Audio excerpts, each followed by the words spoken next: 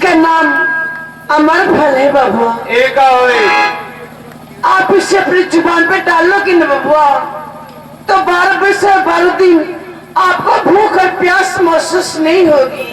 अच्छा माने हम एकरा के खा ले तो हमरा के 12 बरस और 12 दिन तक भूख प्यास ना लगी। हाँ बबुआ नहीं लगेगा। हाँ ले मामे ये आवाज भलिया में डालता हूँ रास्ते में खा ले।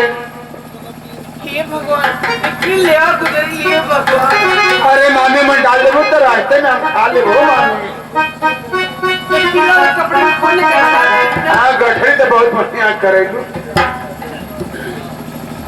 ठीक मामे रहेगा। ए बबुआ। अच्छा मामी हम जाते सुनो ना चारों नादिन कब तक लौटोगे बबुआ। जात समय कम से कम अपनी मामी को प्यास पप्पी तो दे दो। मामी ये जोगिया भी खेले वाला हो पप्पी दे वाला ना हो। ये बबुआ गौरव के लिए तो जोगी फकीर होगा महात्मा होगा। मेरे लिए तो मेरा दुलरुआ हो मेरा भगीना हो। पप्पी जब तक मुझे दोगी नहीं तब तक मैं तुम्हें जाने नहीं। अरे मामी हमरा के जाए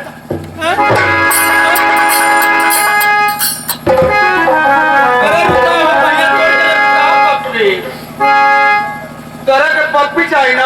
कोई यहाँ तो कहाँ घबराई वाल तोरा के पप्पी न चाहिए। देखा तोरा के आज बिना छुए बिना पकड़े तोरा के पप्पी दे के जाए। कैसे दोगे? देखा कैसे दे के जाती मामी है नहीं आवा।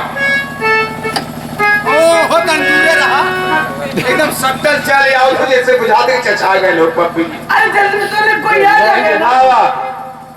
सुना छबू ना हम छुआ। हे भगवान आ देखा हम कैसे पप्पी दे के जाते कैसे दोगे तो? देखा मामी और देखू के आवत होनिया देखा होनिया देखा वो